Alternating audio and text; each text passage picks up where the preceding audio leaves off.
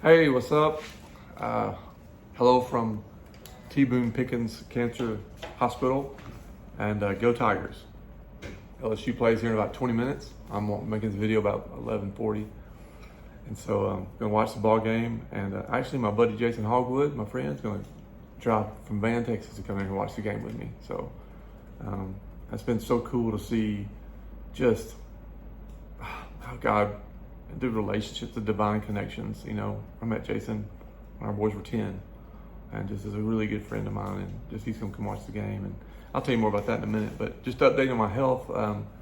So I'm in day +4. Didn't make a video Saturday or Sunday, and I'll explain a little more about that, why I did that here in a minute. But overall, battling nausea, which is to be expected. Okay. And I woke up this morning nauseous. They give me anti-nausea medicine, and yesterday morning I woke up very nauseous, and I was able to eat some, and then I thought, I had some grits. I love grits. I thought, let me try these grits, and that wasn't the best idea. So anyway, the grits came back up. And I made it to the red bucket in time, and then I made it to the bathroom and got it all taken care of. And so thankfully I didn't throw up everything that I'd eaten.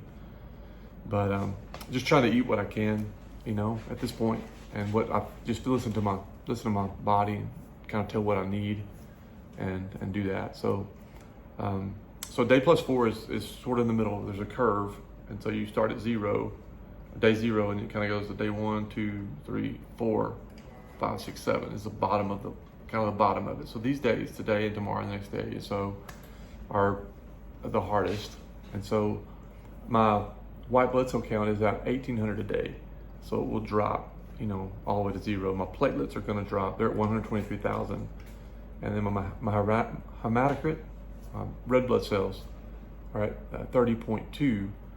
So any of those especially the red blood cells and the platelets, if they go under a certain level, then I have to get a transfusion. And my nurse today is Curtis, and he's awesome. He's been super helpful. A lot of great information. All the nurses have been great, but it's like each one kind of adds to a piece of the puzzle that helps us a lot.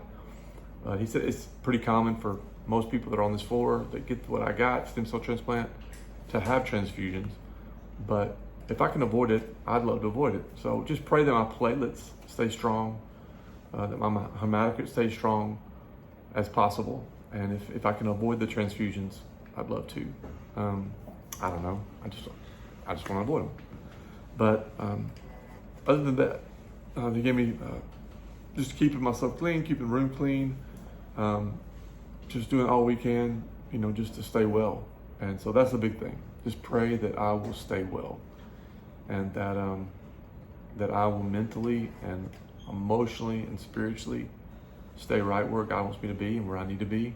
And just be light through this whole thing, right?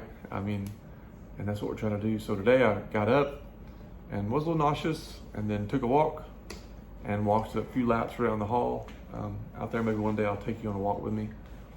It's not much. It's just some halls of a hospital. But anyways, I talked with Charles a little bit yesterday, a little more, and we also talked to a family that lives in Forney, actually, where we're from. And husband and wife, and she's here. She's got lymphoma, so pray for her along with everybody else. But overall, y'all, I'm just really grateful and thankful for where we are.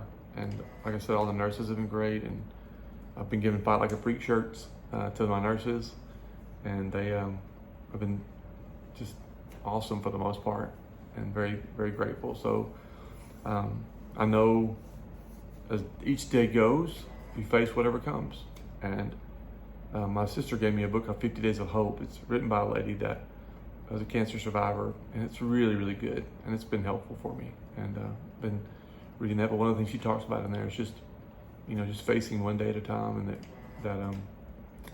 that we serve a God that doesn't change. He's always faithful. He's always here. He's always present, and so that makes a huge difference. But and there's things that could be so much worse, So gratitude in the middle of all this, to know that, where you are. So, and then finally, I told you.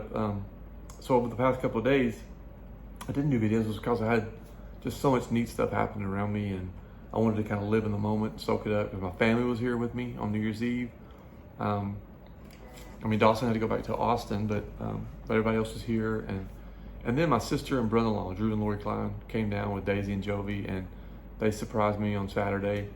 And well, they were supposed to surprise me, but I was talking to Lori on the phone, and she couldn't keep a secret. So, but they were here, and man, it was just awesome. We hung out. They were here New Year's Eve, and colored and laughed and watched football and just played and talked and just enjoyed being together. And I fell asleep for a little bit and then woke back up at 9, and we actually rang in the new year. And Daisy and Jovi colored me some signs to put up on the wall that were awesome. And Christina made another one, and Lori ended up spending the night with me here at the hospital. And it was good, it was good.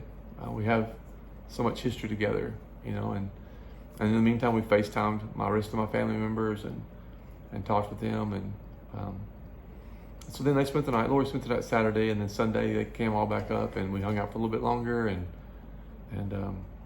ate some lunch together, and then they headed back home.